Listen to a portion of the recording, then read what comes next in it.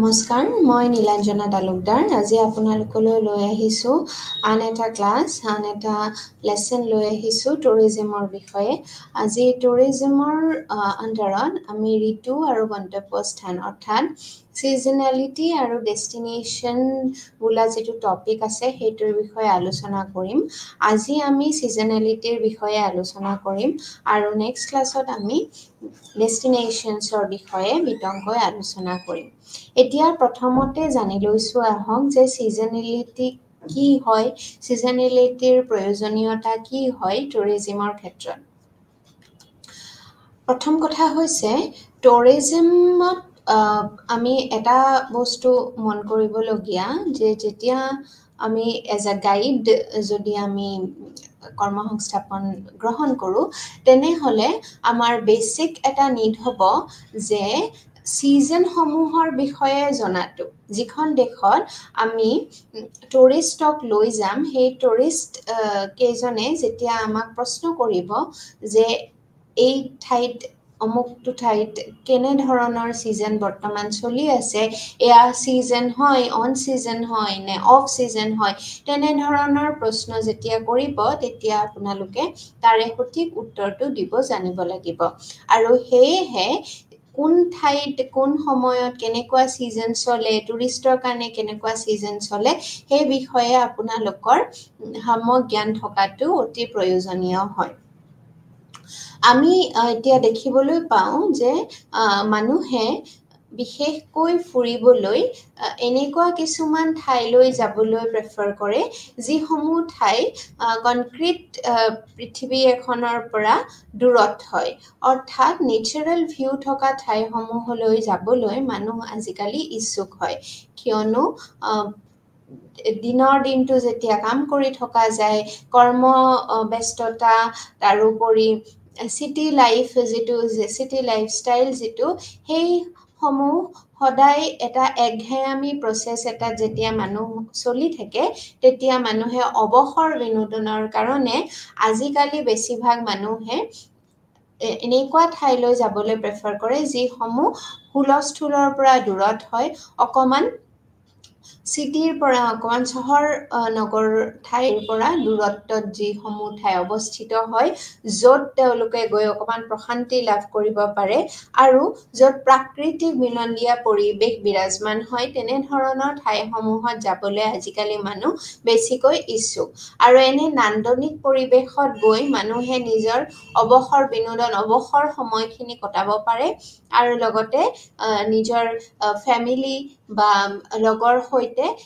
এক সুন্দৰ সময় তেওঁলোকে অতিবাহিত কৰিব পাৰে হেহে মানুহে যেতিয়া টুৰিষ্ট সমূহৰ বিশেষকৈ আকৰ্ষণৰ টুৰিষ্টৰ আকৰ্ষণৰ কেন্দ্ৰবিন্দু সমূহ হৈছে নেচাৰেল ভিউ থকা ঠাইসমূহ আজিৰ যুগত বেছিকৈ যদিও বা এনেকুৱা ঠাইসমূহলৈ গৈও মানুহে ভাল পায় যি সমূহৰ মনুমেন্টস দেখিবলৈ পোৱা যায় বা বিভিন্ন ধৰণৰ তাত কালচাৰেল হেৰিটেজ আছে য'ত হিষ্টৰিকেল তাত ঐতিহাসিক কিছুমান ঐতিহাসিক চিহ্ন কিছুমান আছে বা ঐতিহাসিক গুৰুত্ব থকা ঠাইসমূহত মানুহে জ্ঞান আহৰণ কৰিবলৈ যায় বা সেই সমূহ নিজ চকুৰে চাবলৈ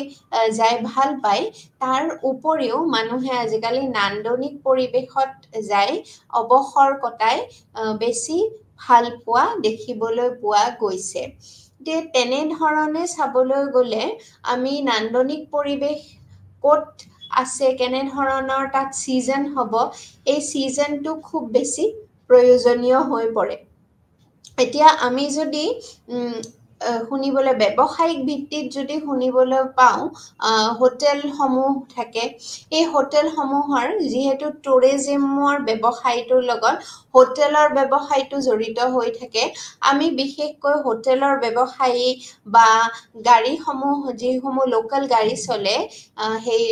জাগাসমূহ সেই ঠাইসমূহত যিসমূহত তাৰ মানে এনেকুৱা ঠাই য'ত টুৰিষ্ট ঘনাই য'ত টুৰিজম প্লেচ স্পট হয় তেনে ধৰণৰ ঠাইসমূহত যিসমূহ লোকেল গাড়ী চলে, দোকান চলে, হোটেল চলে, তেওঁলোকে কেতিয়াবা শুনিবলৈ পোৱা যায় যে এইটো ছিজনটো বেয়া, এইটো ছিজন নহয়, এইটো অফ ছিজন। তেনেধৰণৰ যেতিয়া কথা কোৱা যায় তেতিয়া আমি জানিব লাগিব যে এইটো বেয়া ছিজন বুলি যি আশাৰ কথা কৈছে, আচলতে সেয়া ছিজন যিটো ঋতু হয়, সেই ঋতুৰ কথা, সেই জলবায়ুৰ কথা নাই কোৱা। ইয়াতে জলবায়ুৰ কথা কোৱা নাই, বৰঞ্চ তেওঁৰ ব্যৱসায়ৰ কথাহে কৈছে, যাক ছিজনেলিটি বুলি কোৱা হয়। যিয়ে তেওঁক এই বিশেষ সময়ছোৱাত আশা কৰা ধৰণে লাভ প্ৰদান কৰা নাছিল, সেয়েহে তেওঁ ক'ব পাৰে যে এইটো বেয়া ছিজন আছিলে বা অফ ছিজন আছিলে বা এয়া বেয়া ঋতু আছিল বুলি কোৱা হয়। এই আজিৰ আমাৰ যিসমূহ শ্লাইডছ আছে তাতে আমি পৰ্যটনৰ এজন শিক্ষাৰ্থীক ঋতুভিত্তিক আৰু গন্তব্যস্থানৰ সৈতে জড়িত বিষয়সমূহৰ সৈতে পৰিচিত কৰাৰ প্ৰয়াস কৰা হৈছে। আৰু এই গোটেই ইউনিটটোৰ আৰম্ভণিতে আমি জলবায়ু আৰু বতৰৰ অৱস্থা আৰু ইয়াৰ দ্বাৰা মানুহৰ উৎপত্তিস্থলৰ পৰা গন্তব্যস্থানলৈ যোৱাৰ ক্ষেত্ৰত কেনে প্ৰভাৱ পৰে সেই বিষয়ে আলোচনা কৰা হৈছে। এতিয়া আমি পোনপ্ৰথমতে চাই লৈছো আহক যে ছিজনেলিটি আচলতে কেনে ধৰণৰ হয়, কি প্ৰকাৰৰ হয়, বা what are the causes of seasonality, ছিজনেলিটিৰ কাৰণসমূহ কি হয়। ছিজনেলিটিৰ কাৰণসমূহ মুঠতে তিনিটা আছে, তিনি প্ৰকাৰৰ আছে। প্ৰথমটো হৈছে নেচাৰেল ছিজনেলিটি, 2 নম্বৰটো হৈছে ইনষ্টিটিউচনেল ছিজনেলিটি, আৰু 3 নম্বৰটো হৈছে এডিশ্যনেল ছিজনেলিটি। অৰ্থাৎ নেচাৰেল ছিজনেলিটি, যাক অসমীয়াত কোৱা হ'ব প্ৰাকৃতিক ঋতু বুলি কোৱা হ'ব।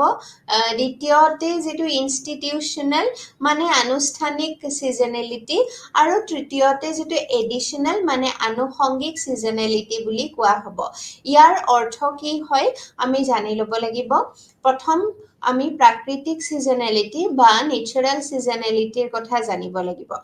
প্ৰাকৃতিক ছিজনেলিটিত আমি আজি বিতংকৈ আলোচনা কৰিম যে ঋতুসমূহ কোন সময়ত, কোনটো মাহৰ পৰা গোটেই বছৰৰ 12 মাহৰ ভিতৰত কোনকেইটা মাহত আচলতে গৰম পৰে, কোনকেইটা মাহত ঠাণ্ডা পৰে, তেনেধৰণৰ কোনকেইটা মাহত খৰাং বতৰ হয় বা শৰৎকাল হয়, তেনেধৰণৰ যিবোৰ ছিজনছ আছে সেই ছিজনসমূহৰ বিষয়ে আলোচনা কৰিম। কাৰণ এই ছিজনসমূহৰ বিষয়ে জানিলেহে আমি গম পাম যে আচলতে কোনটো ছিজনত টুৰিষ্টৰ সংখ্যা বাঢ়ে আৰু কোনটো ছিজনত টুৰিষ্টৰ সংখ্যা কমি আহে।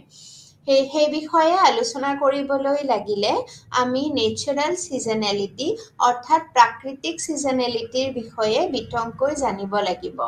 ইয়াতে ইনক্লুড হৈ থাকিব টেম্পাৰেচাৰ, ইনক্লুড হৈ থাকিব বিশেষকৈ জলবায়ু, সেই ঠাইৰ জলবায়ুটো ইনক্লুড হৈ থাকিব, তাৰে লগতে বতৰ ইনক্লুড হৈ থাকিব, তাৰপিছতে টেম্পাৰেচাৰ,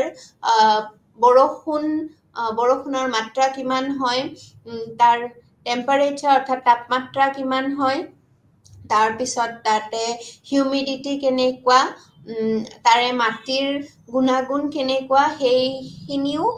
খুব সময় বালিয়া হয় নে মাদ থকা বোকা থকা ঠাই হয়, তেনেধৰণৰ কিছুমান পইণ্টছো তাত কনচিডাৰ কৰা হয়। কিন্তু বিশেষকৈ তাত তাপমাত্ৰা আৰু তাপমাত্ৰাৰ লগতে যি বৰষুণ, সেই বৰষুণৰ মাত্ৰা, তেনেধৰণৰ কিছুমান বেচিক যিখিনি ফিচাৰ্ছ থাকে সেইখিনি সেই নেচাৰেল কজত তাত ইনক্লুড কৰা হয়। তাৰপিছতে ইনষ্টিটিউচনেল ছিজনেলিটি। এতিয়া ইনষ্টিটিউচনেল ছিজনেলিটি মানে কি বুজো আমি? ইনষ্টিটিউচনেল ছিজনেলিটি হৈছে যে আনুষ্ঠানিক ছিজনেলিটি। এতিয়া আমি এটা কথা ক'ব পাৰোঁ যে টুৰিষ্টসমূহে কোন সময়ত আচলতে এই টুৰিজিম স্পটসমূহ ভিজিট কৰিবলৈ যায়। ব্যৱসায়িক ভিত্তিত চাবলৈ গ'লে ছিজনটো এটা খুব ইম্পৰ্টেণ্ট এটা অংগ হয় পাৰ্ট হয় ইয়াৰে কাৰণ সিজন ওয়াইজ মানুহৰ ভিৰটো কমে বা বাঢ়ে আৰু যেতিয়াই সিজনটো বাঢ়ে মানে অন সিজন যেতিয়া হৈ থাকে তেতিয়া ব্যৱসায়িক ভাবে সকলোবোৰ তাত হোটেল হওক গাড়ী হওক দোকান হওক সেই সমূহে ভাল ৰেভিনিউ ভাল তেওঁলোকৰ এটা ব্যৱসায় হয় আৰু লগতে চৰকাৰেও ইয়াৰ পৰা ভাল ৰেভিনিউ এটা কালেক্ট কৰিব পাৰে ইয়াৰ পিছত আহিছে এডিশনাল নহয় ইয়াৰ পিছতে ইনষ্টিটিউচনেল সিজনেলিটিত বিশেষকৈ কিহৰ ওপৰত ডিপেন্ড কৰিব এনেকুৱা কিছুমান সিজন যিসমূহত আচলতে ল'ৰা ছোৱালী সমূহৰ ছাত্ৰ ছাত্ৰী সমূহৰ তাৰ মানে স্কুল কলেজ সমূহ বন্ধ হৈ থাকে তেনে ধৰণৰ সমস্যা যেনেকে গৰমৰ বন্ধ বা ঠাণ্ডাৰ বন্ধ এই আটাইতকৈ বেছি গৰমৰ বন্ধ এইটো সিজনত কি হয় টুৰিষ্টৰ সংখ্যা আটাইতকৈ বেছি হয় এইটো কিহৰ ওপৰত ডিপেন্ড কৰিছে এইটো ডিপেন্ড কৰিছে স্কুল কলেজসমূহ খোলা নখোলাৰ ওপৰত ডিপেন্ড কৰিছে স্কুল কলেজসমূহ ইনষ্টিটিউচনসমূহ যেতিয়ালৈকে বন্ধ থাকে তেতিয়ালৈকে এই যিটো টুৰিজমৰ ব্যৱসায় সেইটো ভালদৰে চলি থাকে কাৰণ স্কুল কলেজ বন্ধ হোৱাৰ লগে লগে ল'ৰা ছোৱালী সমূহক লৈ অভিভাৱক সকলে ফুৰিবলৈ যায় আৰু ফুৰিবলৈ এনেকুৱা টুৰিজম স্পটসমূহত গৈ অৱসৰ বিনোদন কৰিবলৈ তেওঁলোকে ভাল পায় ইয়াৰ লগতে স্কুল কলেজৰ বন্ধ হেতু এটা হৈ গ'ল এডিশনাল ইনষ্টিটিউচনেল সিজনেলিটি তাৰ পিছতে আৰু এটা হৈছে যে যিসমূহ কিছুমান আনুষ্ঠানিক পৰ্ব থাকে বিশেষকৈ আমি যদি কওঁ বিবাহ পৰ্ব যিসমূহ থাকে সেই বিবাহৰ যিটো এটা সিজন থাকে এটা ঢৌ আহে যেনেকৈ বিশেষকৈ নৱেম্বৰ মাহ মানৰ পৰা এই সিজনটো আহে যেটো ম্যাৰেজ সিজন বা বিবাহৰ সিজন হয় তাৰ পিছত মানুহে নতুন নতুন ঠাইলৈ ফুৰিবলৈ যোৱা আমি দেখিবলৈ পাওঁ গতিকে টুৰিজমত এইটো এটা ব্যৱসায়িক ভিত্তিত ব্যৱসায়িক দৃষ্টিকোণেৰে যদি আমি চাওঁ তেনেহলে এই সমূহ সিজনতে অন সিজনতে পৰে এই সমূহ কাৰণসমূহ ইয়াৰ লগতে আছে কিছুমান এডিশনাল কজেস বা এডিশনাল সিজনেলিটি বুলি কোৱা হয় অৰ্থাৎ আনুষংগিক সিজনেলিটি এই আনুষংগিক সিজনেলিটিত কি আহিব যে যিসমূহ কিছুমান ঠাই আছে সেই ঠাইসমূহত ধৰক অলিম্পিক গেমছ হৈছে বা এনেকুৱা ধৰণৰ কিছুমান স্পৰ্টছ এক্টিভিটিজ হৈছে ইভেন্টছ হৈছে ক্ৰিকেট খেল হৈছে বিশেষকৈ ক্ৰিকেট খেলৰ কাৰণে মানুহে এঠাইৰ পৰা ক্ৰিকেট খেল চাবলৈ এঠাইৰ পৰা আন ঠাইলৈ যোৱা দেখিবলৈ পোৱা যায় যি ঠাইত ক্ৰিকেট খেল হয় সেই ঠাইলৈ যোৱা দেখিবলৈ পোৱা যায় গতিকে তেনেকৈ যেতিয়া যায় তেতিয়া কেইদিনমানৰ কাৰণে যোৱা যায় এসপ্তাহ হয়তো খেল এদিন থাকে বা দুদিন থাকে আৰু বাকি 3 দিন তেওঁলোকে যদি 5 দিনৰ এটা ট্ৰিপ লৈ পেলাই যায় তেনেহলে দুদিন খেলৰ নামত ব্যয় হোৱাৰ পিছত সময় খৰচ হোৱাৰ পিছত বাকি 3 দিন তেওঁলোকে সেই নতুন ঠাই এক্সপ্লোৰ কৰিবলৈ বিচাৰে আৰু তেতিয়াই টুৰিষ্ট স্পটসমূহত যাবলৈ ভাল পায় মানে যিসমূহ পৰ্যটক আছে গতিকে এই পৰ্যটকসকল এনেকুৱা কিছুমান ইভেন্টছৰ কাৰণে যায় বিশেষকৈ স্পৰ্টছৰ ক্ষেত্ৰত হেয়া প্ৰযোজ্য হ'ব স্পৰ্টছ ইভেন্টছ ফুটবল হওক হকি হওক বা ক্ৰিকেট বিশেষকৈ ক্ৰিকেট আমাৰ ভাৰতবৰ্ষত ক্ৰিকেট খেল চাবলৈ মানুহে যোৱা এঠাইৰ পৰা আন ঠাইলৈ টিকেট কাটি পেলাই যোৱা দেখিবলৈ পোৱা যায় আন ঠাইলৈ দূৰণিবতীয়া ঠাই হলেও বহু ক্ৰিকেট প্ৰেমী ৰাইজসকল যোৱা দেখিবলৈ পোৱা যায় গতিকে তেনে ধৰণে হেতু এটা হৈছে এডিশনাল সিজনেলিটি যেটো আসলতে কোনো সিজন লৈ কথা নাই কোনো তেনেকুৱা নহয় যে এইটো অফ সিজন হয় এইটো অন সিজন হয় তেনেকুৱা ধৰণৰ কোনো মান্থৰ ওপৰত হেতু ডিপেন্ড নকৰে হেতু ডিপেন্ড কৰিব মানুহজনৰ নিজৰ মুডৰ ওপৰত আৰু এটা হৈছে যে যি ইভেন্টছ সমূহ হয় এই ইভেন্টছ সমূহৰ ওপৰত ভিত্তি কৰিব তেনেকুৱা ডাঙৰ স্পৰ্টছ ইভেন্টছ হওক বা অন্য কোনো কালচাৰেল ইভেন্ট যিসমূহ আচলতে পৰ্যটক যিসমূহ মানুহ আচলতে তেওঁলোকে এনেকুৱা ধৰণৰ প্ৰগ্ৰাম সমূহত ইন্টাৰেষ্টেড হয় যেনে কোনোবা এজন ফেমাস গায়ক বা গায়িকা আহিছে কোনো এঠাইলৈ তেতিয়া তেওঁৰ কনসাৰ্ট হৈছে আৰু তেনে ধৰণে তাত মানুহ আহিছে মানুহ গোট খাইছে আন ঠাইৰ পৰা মানুহ গোট খাইছে গতিকে কনসাৰ্টখন এদিন তেওঁলোকে উপভোগ কৰাৰ পিছত বাকি কেইদিন তেওঁলোকে অৱসৰ বিনোদনৰ বাবে বিভিন্ন পৰ্যটন থলীলৈ যোৱা দেখিবলৈ পোৱা যায় গতিকে এইটো এটা হৈছে যে এডিশনাল সিজনালিটি এইটো কোনো ধৰণৰ সিজনৰ কথা অহা নাছিলে ইয়াতে এইটো এই কাৰণে পৰ্যটকসকল আহিছে কিয়নো ইয়াতে অন্য এই ঠাইডোখৰত অন্য কিবা এনেকুৱা ইভেন্ট আছিলে যেটো এটা এডিশনাল বস্তু ইয়াত আনুষংগিক বস্তু এটা ইয়াত এড হৈ গল যেটোৱে সিজনালিটিৰ লগত জড়িত কৰি দিলে গতিকে আমি গম পালো যে সিজনালিটি তিনি ধৰণৰ হয় এটা হৈছে তিনি ধৰণৰ কাৰণৰ বাবে সিজনালিটি হোৱা দেখিবলৈ পোৱা যায় প্ৰথম কাৰণটো হৈছে নেচাৰেল সিজনালিটি দুই নম্বৰটো হৈছে এডিশনাল দুই নম্বৰটো হৈছে ইনষ্টিটিউশনাল সিজনালিটি অৰ্থাৎ আনুষ্ঠানিক সিজনালিটি যেনেকুৱা স্কুল কলেজ বন্ধৰ সময়ত অফিস কেতিয়াবা বন্ধ হয় কিছুমান এনেকুৱা পৰ্ব থাকে যেনে ধৰণৰ দুৰ্গা পূজা আমাৰ অসমত বা ওয়েস্ট বেংগলত আমি দেখিবলৈ পাওঁ যে দুৰ্গা পূজাৰ বন্ধ ভালে কেইটা দিন বন্ধ দিয়া হয় বা তেনে ধৰণৰ কিছুমান উৎসৱ পাৰ্বণৰ সময়ত এই বন্ধসমূহ ঘোষণা কৰা হয় যেতিয়া মানুহে ল'ৰা ছোৱালীক লৈ ফুৰিবলৈ যোৱা দেখিবলৈ পোৱা যায় তেনে ধৰণৰ যেতিয়া দীঘলীয়া বন্ধ তেওঁলোকে দীঘলীয়া ছুটি যেতিয়া পায় হেয়া হৈছে ইনষ্টিটিউশনাল সিজনালিটি আৰু তিনি নম্বৰতে হৈছে এডিশনাল সিজনালিটি যেটো বিশেষকৈ ইভেন্টস হওক বা স্পৰ্টস ইভেন্টস যেতিয়া এঠাইত কণ্ডাক্ট কৰা হয় এখন ঠাইত যেতিয়া এই সমূহ পতা হয় আয়োজন কৰা হয় তেতিয়াই এনেকুৱা সিজনালিটি দেখিবলৈ পোৱা যায় এতিয়া আমি যেটো নেচাৰেল সিজনালিটি আছে তাৰে বিষয়ে আমি ভালদৰে আলোচনা কৰিম বিতংকৈ আলোচনা কৰিম ইয়াত বিভিন্ন ধৰণৰ ঋতুভিত্তিকা আৰু ইয়াৰ জোখমাখ আৰু গন্তব্যস্থানৰ ওপৰত প্ৰভাৱৰ বিষয়ে অধিক আলোচনা কৰা হৈছে আৰু গন্তব্যস্থানৰ কিছুমান বিশেষ বৈশিষ্ট্যও তালিকাভুক্ত কৰা হৈছে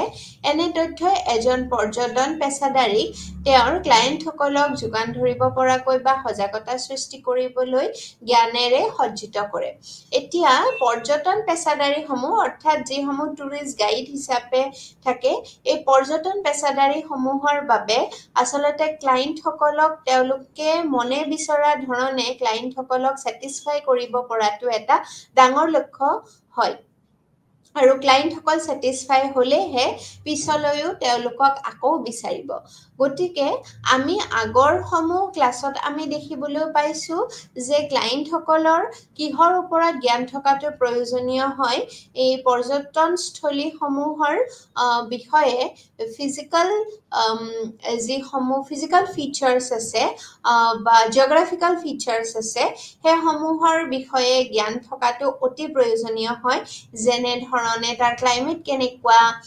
বা তাৰ মাটিৰ কন্ডিশন কেনেকুৱা তাৰ জলবায়ুটো কেনেকুৱা হয় তাৰ উপৰি তাত কোট পাহাৰ আছে কোট নদী আছে তেনে ধৰণৰ যি জ্ঞানসমূহ আছে হেসমূহ থকাটো অতি প্ৰয়োজনীয় হয় ইয়াৰ লগতে সিজনছৰ বিষয়ে জনাটো অতি প্ৰয়োজনীয় হয় তেতিয়াহে ক্লায়েণ্টসকলক ভাল এটা আৰু শুদ্ধ যি ইনফৰমেশন হয় সেই শুদ্ধ ইনফৰমেশন আৰু সজাগতা সৃষ্টি কৰিব পৰা যায় নিজৰ জ্ঞানেৰে এতিয়া আমি ঋতু আৰু জলবায়ুৰ বিষয়ে আলোচনা কৰিবলৈ ওলাইছো ইয়াৰ আগতে আমি জানি ল'ব লাগিব যে আসলতে বতৰ আৰু জলবায়ুৰ মাজৰ পাৰ্থক্যটো কি সেই বিষয়ে আমি জানিব লাগিব এতিয়া বতৰ হৈছে এখন ঠাইৰ যেটো ডে টু ডে চেঞ্জ হৈ থাকে বা এদিনতে হি চেঞ্জ হ'ব পাৰে হলনি হ'ব পাৰে যেনে আজি যদি ৰাতিপুৱাৰ ভাগত সূৰ্য উদয় হৈছে অৰ্থাৎ সূৰ্যটো উদয় হ'বই, কিন্তু আমি যদি সূৰ্যৰ পোহৰ ভাল ধৰণে পাইছোঁ, অৰ্থাৎ সেয়া যদি তাপমাত্ৰা যদি বেছি আছে, তেনেহ'লে এনেকুৱা হ'ব পাৰে যে পিছবেলালৈকে সেই আকাশখন মেঘে আচ্ছন্ন কৰি ধৰিছে, অৰ্থাৎ গোমা হৈ গৈছে বতৰটো। সেয়া বতৰ বুলি কোৱা হয়, যিটো সদায় চেঞ্জ হৈ থাকে, ডেইলি চেঞ্জ হৈ থাকে। আজি যদি গোমা বতৰ, কাইলৈ হ'ব পাৰে বৰষুণ বতৰ, আৰু তাৰ পিছদিনাখন হ'ব পাৰে অতি প্ৰখৰ ৰ'দৰ বতৰো হ'ব পাৰে। গতিকে বতৰটো এনেকুৱা এবিধ বস্তু যিটো এনেকুৱা এবিধ ফিচাৰ হয় যিটো তাৰমানে সলনি হৈ থাকে, আজি কালি বা আজিৰ ভিতৰতে সি সলনি হৈ যাব পাৰে। কিন্তু জলবায়ু এনেকুৱা, অৰ্থাৎ ক্লাইমেট এনেকুৱা যে এখন ঠাইৰ বা এখন দেশৰ জলবায়ু কি, সেয়া আমি দেশখনৰ নামটো যেতিয়া শুনো তেতিয়া আমি ক'ব পাৰোঁ। মানে তাত কোনো ডিফাৰেঞ্চ নাই, গোটেই দেশখনৰে এটাই জলবায়ু বুলি আমি যেতিয়া ভাবি লওঁ যে এয়া, যেনে আমি আমাৰ যদি কনচেপ্ট আছে, আমাৰ ধাৰণাটো কি, ৱেষ্টাৰ্ণ যিসমূহ দেশ, ইউৰোপীয় দেশসমূহ ঠাণ্ডা, তেনেধৰণে আমাৰ এটা কনচেপ্ট এটা আছে। সেই কনচেপ্টটো কিহৰ কাৰণে বিল্ড হৈছে? কাৰণ তাৰ জলবায়ুটো আচলতে ঠাণ্ডা হয় আমাৰ ভাৰতবৰ্ষৰ তুলনাত। গতিকে জলবায়ু এনে এবিধ ক্লাইমেটিক কণ্ডিশ্যন হয় যিটো আচলতে মিনিমাম 30 বছৰলৈকে সি একেই থাকে, সি সলনি নহয়। 30 বছৰ পিছতহে সি অকণমান সলনি হোৱা দেখিবলৈ পোৱা যায়। কিন্তু এনেকুৱা নহয় যে ছাডেনলি সলনি হৈ গৈছে। এতিয়া আমি যদি চিন্তা কৰোঁ, তেনেহ'লে ভাৰতবৰ্ষতো ক্লাইমেট চেঞ্জ হৈছে। সেয়া বিভিন্ন ধৰণৰ পলিউশ্যনৰ কাৰণেও হ'ব পাৰে, যিটো গ্ল'বেল ৱাৰ্মিং বুলি কোৱা হয়, অৰ্থাৎ যিটো গোলকীয় উষ্ণতা বৃদ্ধি হোৱা বুলি আমি জানো। আৰু তাৰ কাৰণে জলবায়ু পৰিৱৰ্তন ঘটাৰ কথাটো আমি নিশ্চয়কৈ শুনিছোঁ। কিন্তু যদি তেনেধৰণৰ কোনো এক্সটাৰ্নেল ফেক্টৰ, অৰ্থাৎ তেনেধৰণৰ কোনো প্ৰদূষণে দেখা নিদিয়ে, তেতিয়াহ'লেও কিন্তু নেচাৰেলি জলবায়ু চেঞ্জ হোৱা দেখিবলৈ পোৱা যায়। একেই গতিত জলবায়ু বহুত বছৰলৈকে থাকি নাযায়। বহুত বছৰ অৰ্থাৎ এটা মেক্সিমাম লিমিট এটা দিয়া হৈছে যে 30 বছৰ ধৰি দিয়া হৈছে। 30 বছৰ পিছত সি আচলতে যদি সলনি হয়, তেতিয়া সেইটো এটা নেচাৰেল প্ৰচেছ হয়। কিন্তু যদি 30 বছৰৰ আগেই 15 বছৰতে সলনি হৈ গৈছে বা 10 বছৰতে সলনি হৈ গৈছে, তেতিয়াহ'লে দেখিবলৈ পোৱা যায় যে এই জলবায়ু পৰিৱৰ্তন যিটো, সেইটো কিছুমান এক্সটাৰ্নেল ফেক্টৰৰ বাবে হৈছে।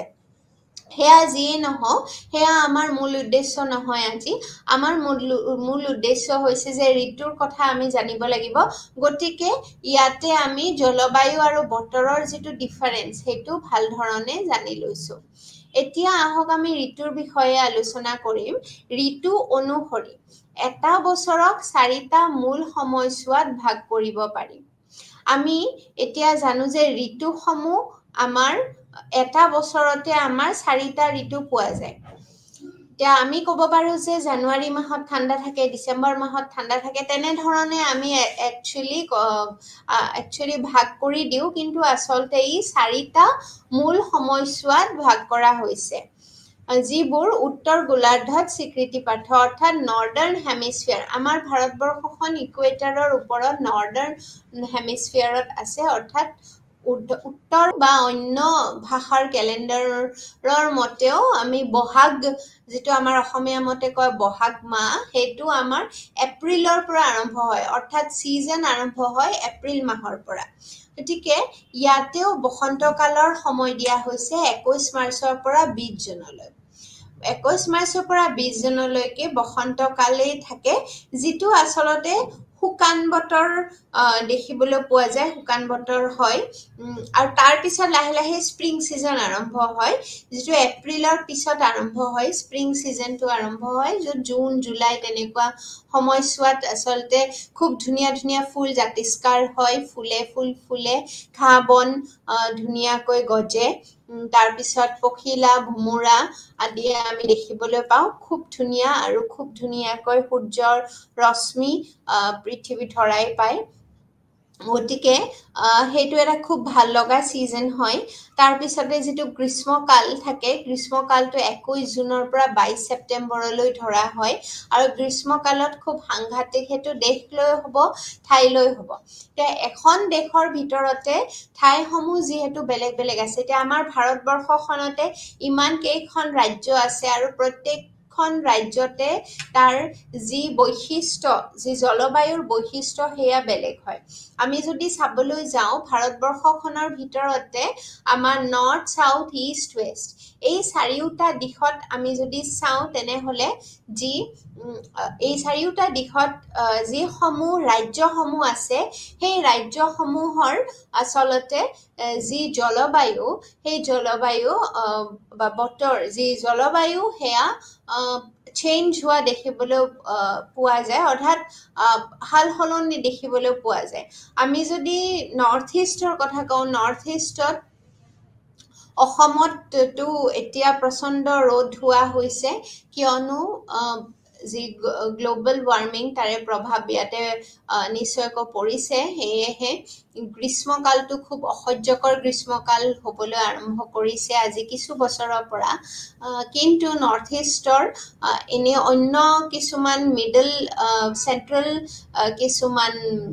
ষ্টেটছৰ তুলনাত যদি চাওঁ তেনেহলে অসমৰ জলবায়ু এতিয়াও সহিব পৰাই হৈ আছে ইয়াৰ লগতে অসমৰ যেটো গৰমৰ যেটো গ্ৰীষ্মকালৰ জলবায়ুৰ কথা কৈছো হেতু এতিয়াও সহিব পৰাই হৈ আছে ইয়াৰ লগতে থাকে কিছুমান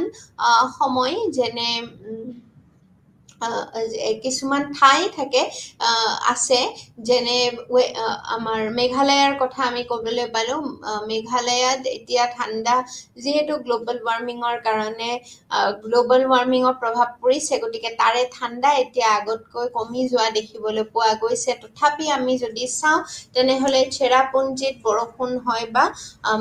অন্যান্য এইসমূহ নৰ্থ ইষ্টৰ অন্যান্য ঠাইসমূহ যিহেতু বায়োডাইভাৰ্চিটি ৰিচ ঠাই হয় কিয় হয় কাৰণ ইয়াত বৰষুণৰ মাত্ৰা যেটো হেতু বেছি হয় গতিকে ইয়াৰ যি জলবায়ু বা অন্য নাগালেণ্ড হওক বা অৰুণাচল হওক অৰুণাচলত হিমালয়খনৰ লেচাৰ হিমালয়াৰ্ছৰ পাৰ্টছখিনিও তাতে ধুনীয়াকৈ গৈছে গতিকে আমি দেখিবলৈ পাওঁ যে তাত বৰফ আমি দেখিবলৈ পাওঁ গতিকে এক প্ৰকাৰ ঠাণ্ডা ঠাই বুলি আমি ক'ব পাৰো গতিকে গ্ৰীষ্মকালটো 21 জুনৰ পৰা 22 সেপ্টেম্বৰলৈ হোৱা পৰিলক্ষিত হৈছে ইয়াৰ লগতে যেটো শৰৎকাল হয় শাৰদীয় কাল হেতু 23 সেপ্টেম্বৰৰ পৰা 21 ডিসেম্বৰলৈ হয় আৰু শীতকাল ঠাণ্ডাৰ দিন 22 ডিসেম্বৰৰ পৰা 20 মাৰ্চলৈ ধৰা হয় একেৰাহে বছৰ ধৰি এটা অঞ্চলত প্ৰচলিত গড় বতৰৰ পৰিস্থিতি সেই অঞ্চলৰ জলবায়ু বুলি ধৰা হয় গতিকে এই জলবায়ুৰ বিষয়ে অলৰেডি জনোৱাই হৈছে যে জলবায়ু আচলতে যে একে এটা অঞ্চলত যেতিয়া একে ৰাহে বছৰ বছৰ ধৰি একে ধৰণৰ টেম্পাৰেচাৰ দেখিবলৈ পোৱা যায় তাৰ গড় বতৰ যেটো এভাৰেজ টেম্পাৰেচাৰ যেটো হেতু এই পৰিস্থিতিটো একে ধৰণৰে থাকে তেতিয়া তাক কি বুলি কোৱা হয় জলবায়ু বুলি কোৱা হয় আৰু বতৰৰ অৱস্থা গঠন কৰা মূল উপাদানসমূহ কি কিনো হেয়া হৈছে বায়ুৰ উষ্ণতা বায়ুৰ আৰ্দ্ৰতা ডাৱৰৰ প্ৰকাৰ আৰু পৰিমাণ বৰষুণৰ প্ৰকাৰ আৰু পৰিমাণ বায়ুমণ্ডলীয় চাপ আৰু বতাহৰ গতি আৰু দিশ বায়ুৰ উষ্ণতা অৰ্থাৎ উইণ্ড স্পীড কেনেকুৱা তাৰে ওপৰত নিৰ্ভৰ কৰিব বায়ুৰ আৰ্দ্ৰতা অৰ্থাৎ এয়াৰ হিউমিডিটি কিমান থাকিব সেই বিষয়েও জনাটো প্ৰয়োজনীয় হয় তাৰ পিছত ডাৱৰৰ কেনে ধৰণৰ প্ৰকাৰ আছে তাৰ বিষয়ে আৰু পৰিমাণ কিমান আছে সেই বিষয়ে জানিব লাগে লগতে বৰষুণৰ প্ৰকাৰ আৰু পৰিমাণ কিমান হয় আৰু বায়ুমণ্ডলীয় চাপ অৰ্থাৎ এটমস্ফিয়াৰিক প্ৰেছাৰ আৰু বতাহৰ গতি অৰ্থাৎ উইণ্ড স্পীড আৰু দিশ এই বিষয়ে ডিৰেকশন সমূহৰ বিষয়ে জনাটো প্ৰয়োজনীয় হয় সময় আৰু স্থানৰ লগে লগে ইহঁতৰ পৰিৱৰ্তন হৈ থাকে, যাৰ ফলত বতৰৰ পৰিস্থিতিৰ সৃষ্টি হয়। বতৰৰ পৰিৱৰ্তনৰ কাৰণ হৈছে সূৰ্যৰ চাৰিওফালে ঘূৰ্ণন আৰু বিষুৱীয় সমতলটোৱে ইয়াৰ পথৰ সমতললৈ 23 ডিগ্ৰী 27 ডিগ্ৰী কোণত হেলনীয়া হোৱা। বতৰৰ পৰিস্থিতিত প্ৰভাৱ পেলোৱা আন কাৰকসমূহৰ ভিতৰত আছে সূৰ্যৰ বিকিৰণ শক্তি। এতিয়া আমি এটা কথা মন কৰিবলগীয়া যে সূৰ্যৰ যিটো পোহৰ, সূৰ্যৰ পোহৰ পৃথিৱীখন যিহেতু স্ফেৰিকেল শ্বেপৰ হয়, অৰ্থাৎ পৃথিৱীখন ঘূৰণীয়া নহয়, স্ফেৰিকেল শ্বেপৰ হয়। এতিয়া পৃথিৱীৰ যিটো শ্বেপ সেইটো আমি যদি চাওঁ তেনেহ'লে আমি দেখিবলৈ পাম যে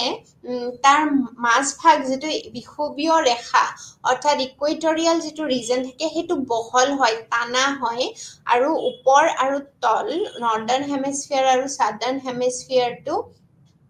উঠি অহা হয়, কিন্তু বাল্জ আউট ফিগাৰ এটা আমি দেখিবলৈ পোৱা যায় য'ত মাজভাগটো ওলাই অহা নিচিনা হয় পৃথিৱীৰ। গতিকে তেনেকুৱা যদি হয় আমি দেখিবলৈ পাওঁ, আমি পঢ়িছোঁ আগতেও এই বিষয়ে জিঅ'গ্ৰাফিত পঢ়িবলৈ পোৱা যায় যে সূৰ্যৰ যিটো ৰশ্মি, সেই সূৰ্যৰ ৰশ্মিটো স্লান্টিং হৈ পেলাই পোলছৰ ফালে যায় আৰু যি ইকুৱেটৰিয়েল ৰিজন থাকে অৰ্থাৎ মাজভাগ যিখিনি থাকে তাতে সূৰ্যৰ ৰশ্মি ডাইৰেক্টলি পৰে। কিয়নো সূৰ্যৰ আৰু পৃথিৱীৰ যদি আমি আকাৰটো মন কৰোঁ তেতিয়াহ'লে সেই আকাৰটোৰ হিচাপত সূৰ্যৰ যিটো পোহৰ সেইটো ডাইৰেক্টলি যিটো ইকুৱেটৰ হয়, ইকুৱেটৰত পোৱা দেখিবলৈ পোৱা যায়। আৰু বাকী সূৰ্যৰ যি কিৰণসমূহ সেইসমূহ পোলছলৈ যোৱালৈকে বা নৰ্দাৰ্ণ হেমিস্ফিয়াৰ আৰু ছাদাৰ্ণ হেমিস্ফিয়াৰলৈকে যোৱালৈকে তাৰ যি গতিটো সেইটো লেহেমীয়া হৈ যায় আৰু লগতে তাৰ যিটো ইণ্টেনচিটি সেইটো কমি যায়, সেইকাৰণে পোলছত ঠাণ্ডা পোৱা যায়। কিন্তু পৃথিৱীৰ যি মাজভাগ ইকুৱেটৰিয়েল ঠাই, সেই ইকুৱেটৰিয়েল ঠাইসমূহত প্ৰচণ্ড গৰম পৰা দেখিবলৈ পোৱা যায় আৰু আমাৰ ভাৰতবৰ্ষখনো এই ঠিক ইকুৱেটৰৰ ওপৰেদি আছে নৰ্দাৰ্ণ হেমিস্ফিয়াৰত। ইয়াৰ লগতে বতৰৰ পৰিস্থিতিত প্ৰভাৱ পেলোৱা আন কিছুমান কাৰকসমূহ আছে। সেই কাৰকসমূহৰ ভিতৰত আছে সূৰ্যৰ বিকিৰণ শক্তি, যিটো এইমাত্ৰ আমি আলোচনা কৰিলোঁ। লগতে প্ৰাকৃতিক ভূমিৰ ৰূপ আৰু পৃথিৱীৰ পৃষ্ঠৰ ভূ-ভৌতিক বৈশিষ্ট্য যেনে পৰ্বত, উপত্যকা, মহাসাগৰ, বৰফৰ আৱৰণ, মৰুভূমি, হ্ৰদ, নদী ইত্যাদি। এইসমূহ হৈছে পৃথিৱী পৃষ্ঠৰ ভৌতিক বৈশিষ্ট্য, যিটো আমি আগতেও পঢ়িছোঁ যে এই ভূ-ভৌতিক বৈশিষ্ট্যবোৰ এজন পেছাদাৰী পৰ্যটন বিভাগটো যি পেছাদাৰী হিচাপে কাম কৰে, তেওঁৰ কাৰণে এয়া খুবেই প্ৰয়োজনীয় হয় এই ভূ-ভৌতিক বৈশিষ্ট্যবোৰ।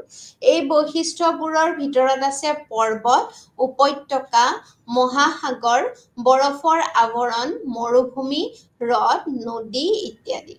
আৰু পৃথিৱীৰ বায়ুমণ্ডল যিয়ে সৌৰ বিকিৰণৰ গতি নিয়ন্ত্ৰণ কৰে, যিকোনো বিশেষ অঞ্চলৰ জলবায়ু ইয়াৰ ভৌগোলিক অৱস্থান আৰু ভৌতিক বৈশিষ্ট্যৰ দ্বাৰা নিৰ্ধাৰিত হয়। ভাৰত উপমহাদেশত জলবায়ু পৰ্যায়ক্ৰমে বাৰিষাৰ দ্বাৰা প্ৰভাৱিত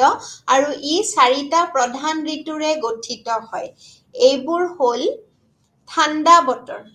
প্ৰথমতে এতিয়া আমি ঋতুসমূহৰ বিষয়ে জানি ল'ব লাগিব।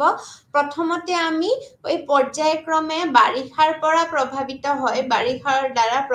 হয় আৰু 4টা প্ৰধান ঋতুৰে গঠিত হয়। এই 4টা ঋতুৰ বিষয়ে আমি প্ৰধানকৈ এতিয়া জানি লোৱাটো প্ৰয়োজনীয় হয়। সেয়া হৈছে প্ৰথমতে ঠাণ্ডা বতৰ। ঠাণ্ডা বতৰ ইংৰাজীৰ কোন মাহৰ পৰা কেতিয়ালৈকে চলে? সেয়া হৈছে ডিচেম্বৰৰ পৰা ফেব্ৰুৱাৰীলৈ চলে। ইয়াৰ পিছতে গৰম বতৰ হৈছে মাৰ্চৰ পৰা ফেব্ৰুৱাৰী গ'ল। ফেব্ৰুৱাৰীৰ পিছত মাৰ্চ মাহ আহে, মাৰ্চৰ পৰা মে'লৈকে গৰম বতৰ ধৰা হয়। আৰু দক্ষিণ পশ্চিম বাৰিষা যিটো আহে, চাউথ ৱেষ্ট মনচুন বুলি কোৱা হয়, সেইটো জুনৰ পৰা ছেপ্টেম্বৰলৈ হয়। আৰু উত্তৰ পূব বাৰিষা অৰ্থাৎ নৰ্থ ইষ্ট ৰেইনফল যিটো অক্টোবৰৰ পৰা নৱেম্বৰলৈ হোৱা দেখা যায়। ইয়াত আপুনি মনত ৰাখিব লাগিব যে বতৰৰ সৈতে জড়িত প্ৰশ্নৰ উত্তৰ দিবলৈ প্ৰতিজন পৰ্যটন পেছাদাৰী সুসজ্জিত হ'ব লাগিব। কাৰণ মানুহে যেতিয়া কোনো ঠাইলৈ যায় তেতিয়া প্ৰথম কথাটো তেওঁলোকৰ মনলৈ এয়াই আহে যে সেই ঠাইডোখৰৰ বতৰটো কেনেকুৱা হ'ব, গৰম হ'ব নে ঠাণ্ডা হ'ব, আৰু সেই হিচাপে নে নাতিশীতোষ্ণ হ'ব, সেই হিচাপে মানুহে ডেষ্টিনেশ্যন চিলেক্ট কৰে। কিছুমান মানুহে গৰম ঠাইলৈ যাবলৈ প্ৰেফাৰ কৰে, লগতে কিছুমান মানুহে ঠাণ্ডা ঠাইলৈ যাবলৈ প্ৰেফাৰ কৰে। কিছুমান মানুহে বৰষুণ ভাল পায়, বৰষুণ চাই ভাল পায়, তেনেধৰণৰ যেনে চেৰাপুঞ্জীলৈ গৈ তেনেহ'লে সেই পৰ্যটকসকলে ভাল পাব। তেনেধৰণে কিছুমান মানুহে মেক্সিমাম মানুহে কি কৰে, বতৰটো লৈ পেলাই যি গন্তব্য স্থানসমূহ আছে সেইসমূহ চিলেক্ট কৰে। গতিকে যিকোনো গন্তব্য স্থানৰ বিষয়ে আপোনাক সঘনাই সোধা হ'ব পাৰে তেনেস্থলত আপুনি যদি পৰ্যটন পেছাদাৰী হিচাপে কাম কৰি আছে তেনেহ'লে আপোনাক নিশ্চয়কৈ এনেবোৰ বিষয় লৈ বা গন্তব্য স্থানৰ বিষয় লৈ পেলাই আপোনাক সঘনাই প্ৰশ্ন কৰিব পাৰে। যেনে তাত আৰ্দ্ৰতা কিমান হয়, তাত বৰষুণৰ মাত্ৰা কিমান হয়, তেনেধৰণৰ প্ৰশ্নসমূহৰ সন্মুখীন হ'বলৈ আপুনি সদায় সজাগ হৈ থাকিব লাগিব। আৰু আমাৰ ভ্ৰমণৰ সময়ত বৰষুণ হ'বনে তেনেধৰণৰ প্ৰশ্নও কৰা দেখিবলৈ পোৱা যায়, বা কোনটো ঋতু ভ্ৰমণ কৰিবলৈ সৰ্বোত্তম হয় ইত্যাদি নানা ধৰণৰ প্ৰশ্নসমূহ কৰা দেখিবলৈ পোৱা যায়। ইয়াৰ ফলত বতৰৰ পূৰ্বাভাস আৰু প্ৰতিবেদনসমূহ অনুসৰণ কৰাটো পৰ্যটনত গুৰুত্বপূৰ্ণ হৈ পৰে। আপুনি নিশ্চয় সচেতন হ'ব যে এই ক্ষেত্ৰত সংবাদ মাধ্যমে গুৰুত্বপূৰ্ণ ভূমিকা পালন কৰে। দৈনিক বতৰ বুলেটিন ৰেডিঅ' ষ্টেচন আৰু টেলিভিছনৰ দ্বাৰা পৰিচালিত হয়, আৰু বাতৰি কাকতত বতৰৰ বিষয়েও বাতৰি প্ৰকাশ পায়। ইয়াৰ উপৰিও আপুনি প্ৰকাশিত প্ৰতিবেদন আৰু চাৰ্ট আদিৰ জৰিয়তে বিশ্বৰ বিভিন্ন গন্তব্যস্থানৰ বতৰৰ বিষয়ে জানিব পাৰে। এতিয়া এটা কথা লক্ষ্য কৰিবলগীয়া যে আগতে এতিয়া যেনেকৈ ইউটিউব চেনেলসমূহ আছে আৰু আমি ইচ্ছা কৰিলে এখন দেশ এই মুহূৰ্ততে ভ্ৰমণ কৰি আহিব পাৰোঁ। এইটো কেনেকৈ সম্ভৱ হৈছে, কিছুমান ৱাকিং ভিডিঅ'জ কিছুমানো ওলায় যে ঠাইসমূহত মানুহে খোজকাঢ়ি গৈ থাকে আৰু ধুনীয়াকৈ ওচৰৰ পৰা ভিউ 3D ইমেজ দেখা যেন আমাৰ অনুভৱ হয়। তেনেধৰণৰ কিছুমান ভিডিঅ'জ আজিকালি খুব প্ৰচলন ঘটিছে। কিন্তু ইয়াৰ উপৰি আগৰে পৰা আমাৰ বতৰৰ বিষয়ে যিটো সজাগতা সৃষ্টি কৰে, সচেতন হোৱা দেখিবলৈ পোৱা যায় কোনসমূহ সংবাদ মাধ্যমসমূহ। কাৰণ সংবাদ মাধ্যমৰ দ্বাৰা সদায় এটা ছেকশ্যন থাকে যিটো বতৰৰ কাৰণে হয়। আগৰ দিনৰে পৰা চলি আহিছে, আমি যেতিয়া নিউজ চেনেলসমূহ দেখিছিলোঁ, নেশ্যনেল টেলিভিছনত যিসমূহ নিউজ দিয়া হয় সন্ধিয়াৰ বাতৰি, সেই বাতৰিৰ একেবাৰে শেষতো আমি দেখিবলৈ পাওঁ যে বতৰ বিজ্ঞান কেন্দ্ৰই কেনেধৰণে বতৰ প্ৰেডিক্ট কৰে সেই বিষয়ে প্ৰত্যেকটো দিনাই বতৰৰ আগজাননী দিয়া হয়, বা বতৰ কেনেধৰণৰ হৈছে তাৰে সংবাদটো দিয়া হয়। গতিকে এইটো এটা খুব ইম্পৰ্টেণ্ট দিশ হয় যে সংবাদ মাধ্যমে কেনেধৰণৰ ভূমিকা পালন কৰে।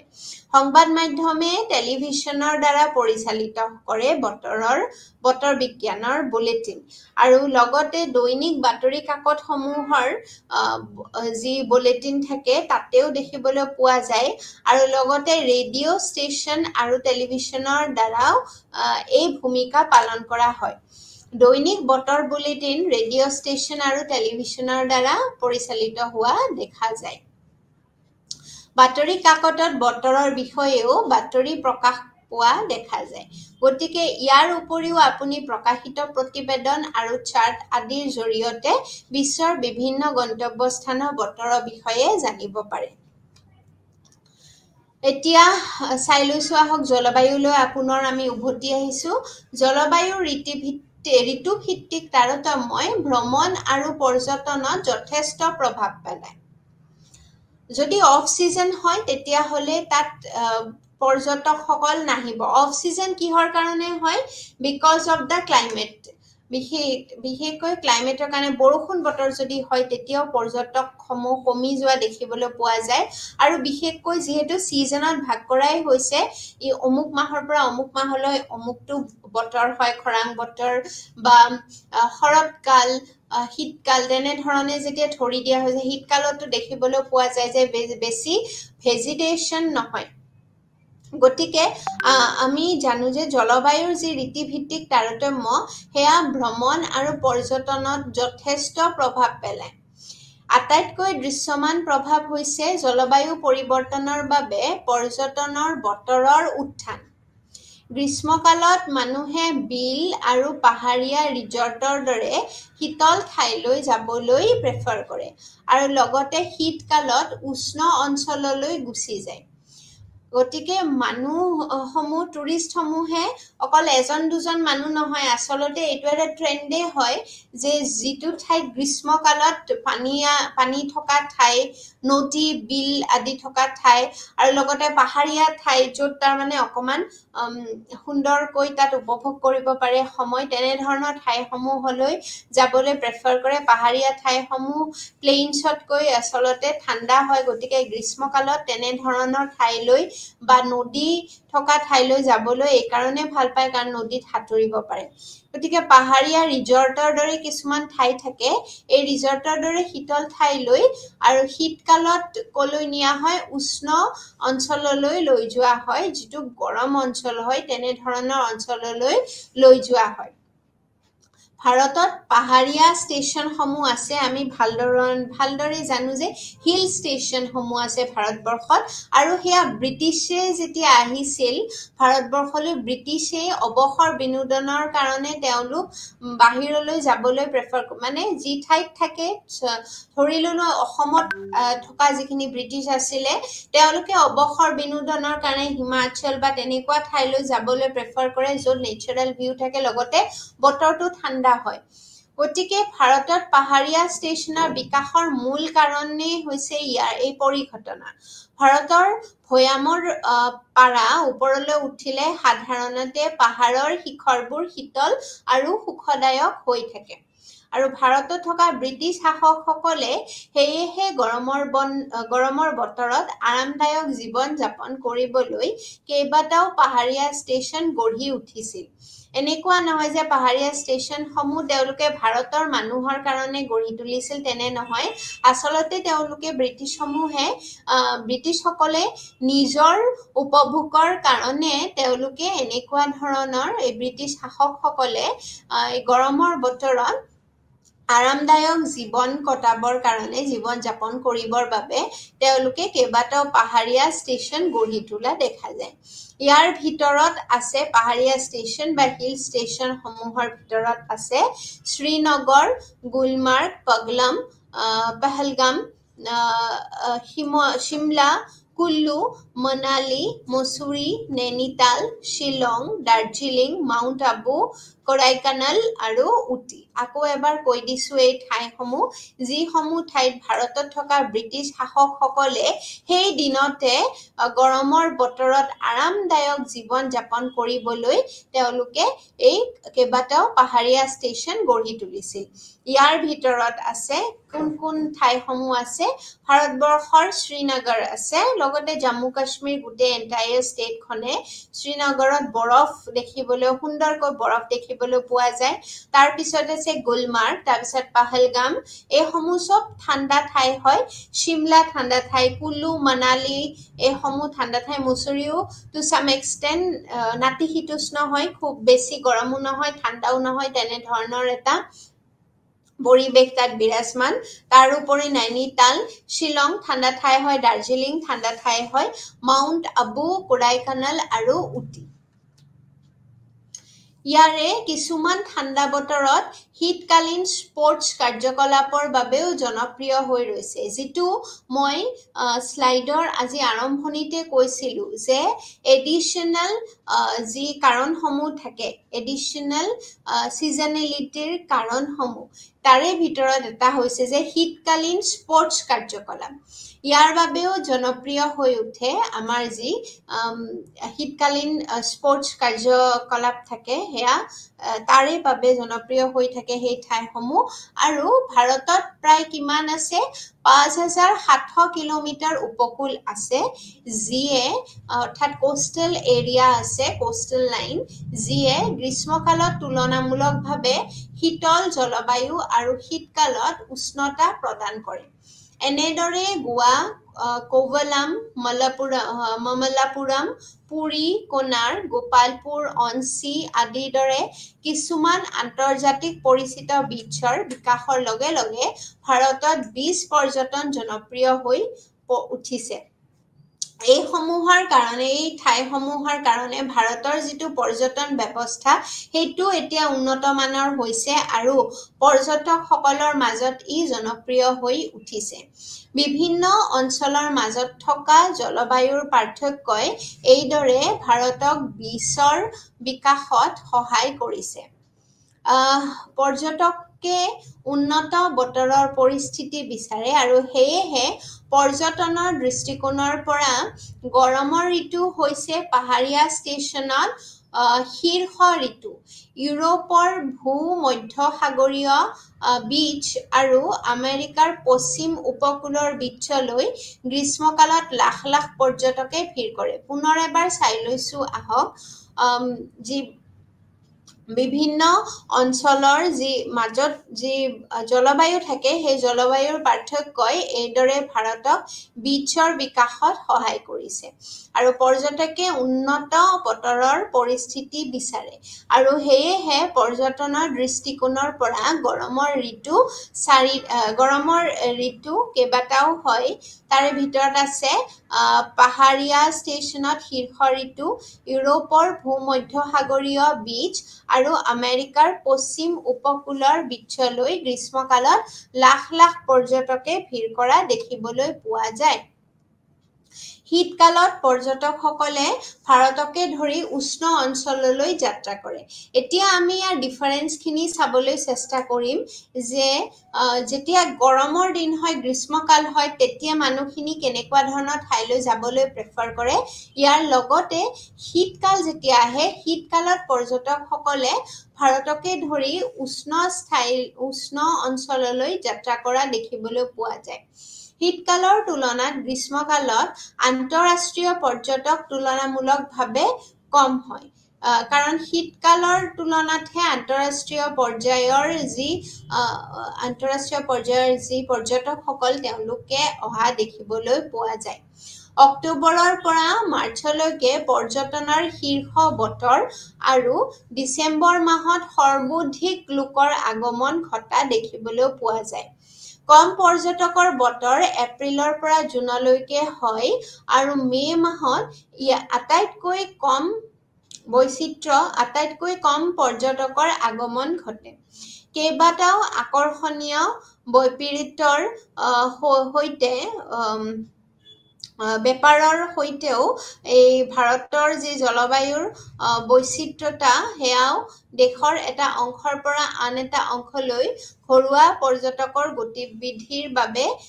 প্ৰেৰণাদায়ক হয় অসমত অত্যন্ত আৰ্দ্ৰতা থাকে হিউমিডিটি বহুত বেছি অৰ্থাৎ আমাৰ যি এটমস্ফিয়াৰ আছে আমাৰ যি এই চাৰিওফালে যি এটমস্ফিয়াৰ সেই এটমস্ফিয়াৰত যিটো ৱাটাৰ ভেপাৰৰ কন্টেন্ট সেইটো বেছি হয় গতিকে অসমত অত্যন্ত আৰ্দ্ৰতা থাকি দেখিবলৈ পোৱা যায় আৰু পশ্চিমৰ ৰাজস্থানত অত্যন্ত শুকানতা দেখা যায় একেদৰে উত্তৰৰ পঞ্জাৱত মহাদেশীয় জলবায়ু আৰু শীতকালৰ তীব্ৰ গৰম আৰু শীতকালৰ ঠাণ্ডা পৰ্যায়ক্ৰমে থকাৰ বিপৰীতে দক্ষিণৰ কেৰালাৰ গ্ৰীষ্মমণ্ডলীয় সামুদ্ৰিক জলবায়ু আছে আৰু ইয়াৰ উষ্ণতা আৰু আৰ্দ্ৰতা প্ৰায় অপৰিৱৰ্তিত হৈ থাকে বিভিন্ন অঞ্চলৰ মাজত জলবায়ুৰ এই বেপাৰে সমগ্ৰ দেশতে লাখ লাখ লোকক বিভিন্ন ঋতুত ধাৱমান কৰে আৰু সাধাৰণতে গৰমৰ বতৰত উত্তৰৰ পৰা দক্ষিণলৈ আৰু উত্তৰ পূব বাৰিষাৰ সময়ত দক্ষিণৰ পৰা উত্তৰলৈ ফ্ৰান্সলৈ পৰ্যটকৰ আগমন ঘটা দেখিবলৈ পোৱা যায়। এইবাৰ আমি চাওঁ আহক যে উৎসৱৰ বতৰসমূহে আচলতে পৰ্যটনক কেনেধৰণে তাক উৎসাহ যোগায়। ভাৰতবৰ্ষখন এনেকুৱা এখন ঠাই য'ত মানে উৎসৱ আমি যদি 12টা মাহত 13টা উৎসৱ বুলি ক'লেও ভুল কোৱা নহ'ব। ভাৰতবৰ্ষখনেই উৎসৱৰ দেশ, য'ত বিভিন্ন সময়ছোৱাত বিভিন্ন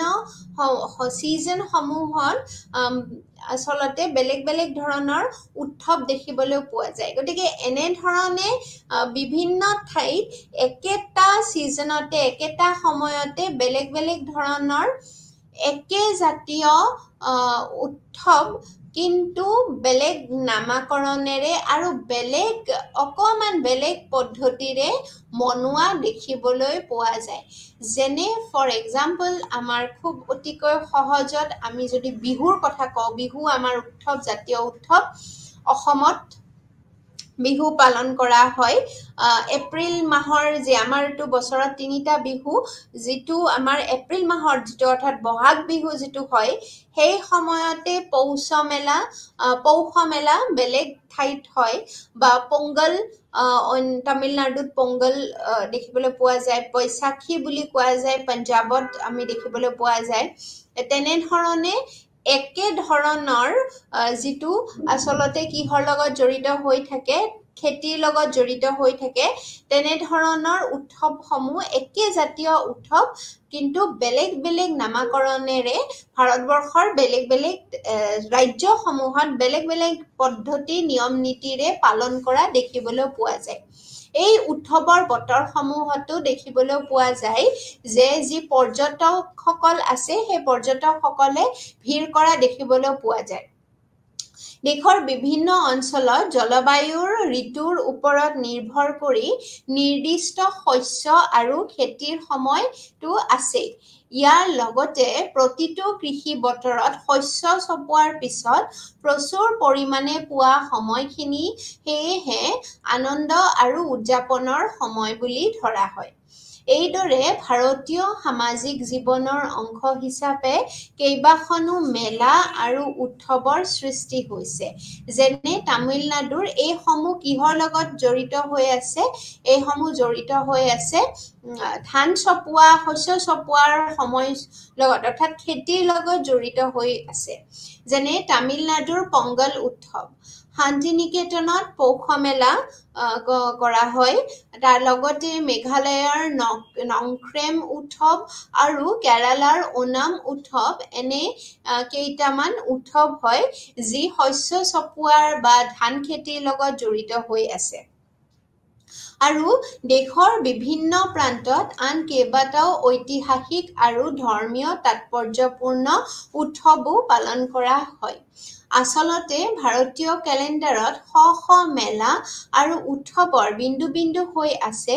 যিবোৰ ভক্তি আৰু আধ্যাত্মিক উৎসাহেৰে পালন কৰা হয়। সেই বিষয়ে আমি জানো। এই উৎসৱৰ বতৰত পৰ্যটকসকলে ভিৰ কৰা দেখিবলৈ পোৱা যায়। বিশেষকৈ ভাৰতবৰ্ষৰ বাহিৰৰ ঠাইসমূহ অৰ্থাৎ ফৰেইন কাণ্ট্ৰিজৰ পৰা পৰ্যটকসকলে ইয়ালৈ সেই সময়ত আহি ইয়াৰ